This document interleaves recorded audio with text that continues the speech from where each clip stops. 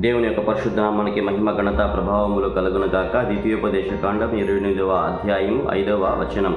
నీ గంపయు పిండి పిసుకు నీ తొట్టియు దీవింపబడును. చిన్న ప్రార్థన. పరిశుద్ధుడ ప్రేమగల తండ్రి, వాక్యాన్ని మాకందరికి బోధించమని యేసు నామములో అడుగుచున్నాను తండ్రి. ఆమేన్, ఆమేన్, ఆమేన్. ఈ వీడియో వీక్షిస్తున్న ప్రియ సహోదరి సహోదరులారా, ఈ ఉదయకాల సమయంలో మీకు ఒక గొప్ప శుభవార్త. ఏంటో ఆ శుభవార్త తెలుసా? 28వ అధ్యాయము ద్వితీయోపదేశ కాండం 5వ వచనం. ఆత్మదేవుడు మీతో ఇలా మాట్లాడుతున్నాడు. మీ గంపయు పిండి పిసుకు నీ తొట్టియు దీవింపబడును. హల్లెలూయా, హల్లెలూయా.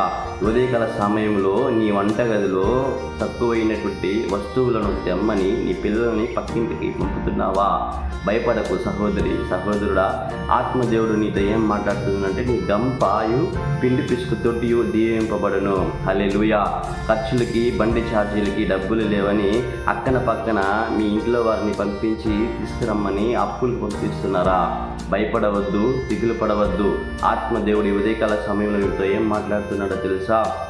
మీకు ఏది కొరత అయిందో నాకు తెలియదు, కానీ ఏ వస్తువులు కొరత అయినాయో నాకు తెలియదు, కానీ దేనికి డబ్బులు కొరత అయినాయో నాకైతే తెలియదు, కానీ మీ చేసే వ్యాపారంలో మీకు లాభాలు కలుగుతుందా లేదో నాకు తెలియదు, కానీ అయితే ఆత్మదేవుడి ఉదయకాల సమయంలో మీకు ఏం పలుకుతుందంటే, మీ గంపయు పిండి పిసుకు తొట్టియు దీవింపబడును. హల్లెలూయా.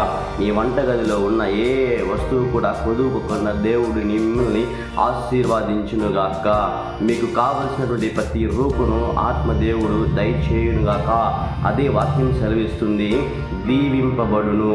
నీవుకి ఏదైతే కొరతగా ఉందో, ఏదైతే కురచగా ఉందో వాటన్నిటినీ యేసు నామములో మీరు దీవింపబడుగాక. హల్లెలూయా. చూడండి, సారెపత్యక విధవను ఆశీర్వదించినటువంటి దేవుడు, దీవించినటువంటి దేవుడు, క్షామకాలంలో ఏలియాని దీవించినటువంటి దేవుడు, కానా ఊరిలో ద్రాక్షారసం అయిపోయినప్పుడు ఆ యొక్క ద్రాక్షారసమును అధికం చేసుటకు దేవుడు దీవించిన విధముగానే నీ యొక్క ఇంటిలో కూడా ఏ వస్తువు కొరతయును యేసు నామములో అవన్నీ దీవింపబడునుగాక. వాక్యము అదే సెలవిస్తుంది. నీ గంపయు పిండి పిసుకు తొట్టియు దీవింపబడును. హల్లెలూయా.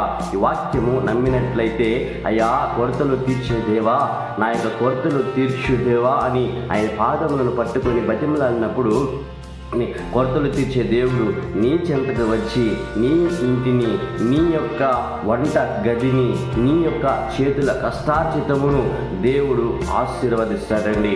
మనం చేయవలసిన పని ఏంటో తెలుసా? ఆయన పాదములను పట్టుకోవడం. ఆశీర్వదించే దేవుడు, దీవించే దేవుడు, ఆ యొక్క ఆశీర్వాదములను కుమ్మరించే దేవుణ్ణి మనం అడిగి మన యొక్క మనసులను తృప్తిపరచుకున్నారా? దేవుడి వాక్యమును మీకు, మీ మనసులకు ఆ సమాధానమును కలుగు చేయనుగాక. ఆమేన్, ఆమేన్, ఆమేన్.